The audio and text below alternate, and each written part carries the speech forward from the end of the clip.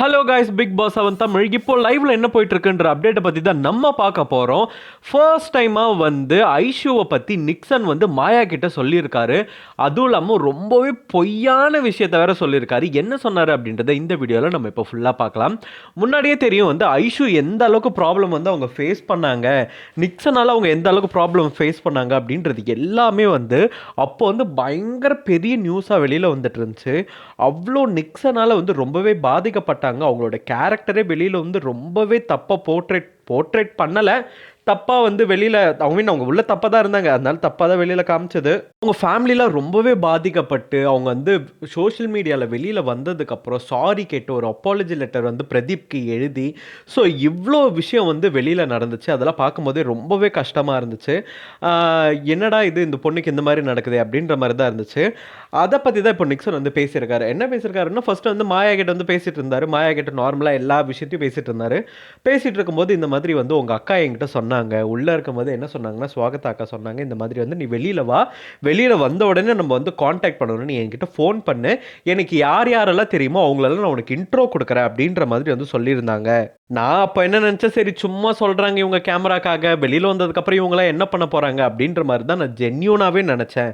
ஆனால் அதுக்கப்புறம் தான் எனக்கு வந்து நான் வெளியில் போனதுக்கப்புறம் எனக்கு அவங்க கால் பண்ணாங்க. கால் பண்ணி நம்ம மீட் பண்ணலாமான்னு கேட்டு நாங்கள் 2 பேரும் மீட் பண்ணோம்.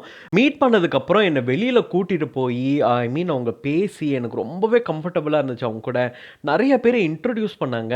சரி சும்மா கேமராக்காக தான் அங்கே சொன்னாங்க நான் நினச்சேன். ஆனால் வெளியில் வந்து உண்மையாலுமே இவ்வளோ ஜென்யூனாக என்னை வெளியில் கூட்டிகிட்டு போய் எல்லாருக்கூடையும் பழக வச்சு என்னை வந்து இப்படி பண்ணுவாங்க அப்படின்னு நான் எதிர்பார்க்கவே இல்லை. இந்த அளவுக்கு ஒரு நல்ல குட் ஹார்ட்டாக இருக்காங்க அப்படின்ற மாதிரி சொன்னாங்க. ஆமாம், அவள் அப்படி தான், அவள் சொன்னதை செய்வா அப்படின்ற மாதிரி சொன்னாங்க.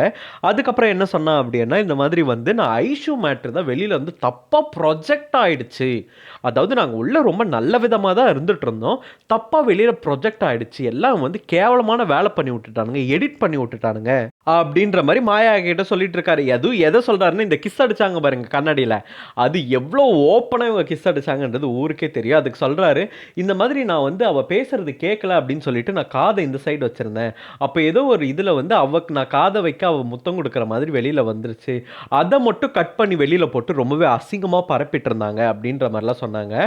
ஏண்டா நிக்சன், நீ பொய் சொல்கிறதுக்கு ஒரு அளவு இருக்குது நிக்சன், இது உண்மையா, இது நீ சொல்லும் போதே பொய்ன்றது தெரியுது. எல்லாத்துக்குமே பசங்க ஆதாரம் வச்சுருக்காங்க, ஒரு சின்ன சின்ன விஷயத்துக்கு கூட ஆதாரத்தை சேகரித்து பயங்கரமாக வச்சுருக்காங்க. பிரதீப்பை வெளியில் அமிச்சதுக்கே ஒருத்தர் என்னென்ன புகார் சொன்னாங்களோ அந்த ஒரு புகாருக்கும் வந்து 3 வீடியோ 4 வீடியோன்னு ஆதாரம் வச்சுக்கிட்டு இங்கே பாருங்க பிரதீப் இவ்வளோ தப்பு பண்ணல அப்படின்னு சொல்லிட்டு சின்ன சின்ன விஷயத்துக்கு கூட ஆதாரத்தை திரட்டினவங்க இப்போ நிக்சன்லாம் வந்து பச்சையாக மாட்டிக்கிறார். சரி, அந்த கிஸ் அடிக்கிறத விட்டுறலாம், அதை தவிர இவர் எதுவுமே பண்ணலையா?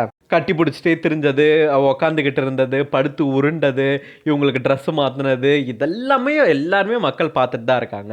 வெளியில் இவ்வளோ அஃபெக்ட் ஆக வேண்டியது என்ன இருக்குது? ஒரு ரீசனுமே இல்லை. ஐஷு இவ்வளோ அஃபெக்ட் ஆகிருக்காங்க, அவங்க ஃபேமிலி இவ்வளோ அஃபெண்ட் ஆகிருக்காங்க அப்படின்னா அப்போ இவன் எந்த அளவுக்கு பண்ணியிருந்தா அவங்க ஃபேமிலி வந்து அஃபெண்ட் ஆகிருப்பாங்க.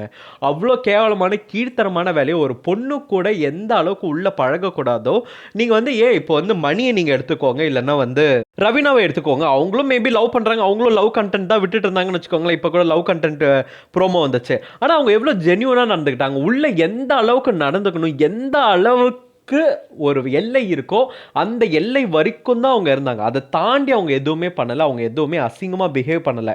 ஆனால் இவங்க எந்த அளவுக்கு கேவலமாக பண்ணாங்கன்றது எல்லாமே வெளியில் பார்த்தோம். அதுக்கு மாயா அக்கா வந்து ஒரு சப்போர்ட் வேறு என்ன சொன்னாங்க அப்படின்னா, கமெண்ட்ஸ்லாம் நம்ம பார்க்கவே கூடாதா, நான் வெளியில் போனால் கூட இந்த கமெண்ட்ஸு இந்த மீம்ஸ் எல்லாம் நான் பார்க்கவே மாட்டேன், இதெல்லாம் உதறி தள்ளினுண்டா அப்படின்ற மாதிரி ஒரு மட்டமான அட்வைஸ் வேறு கொடுத்துருக்காங்க.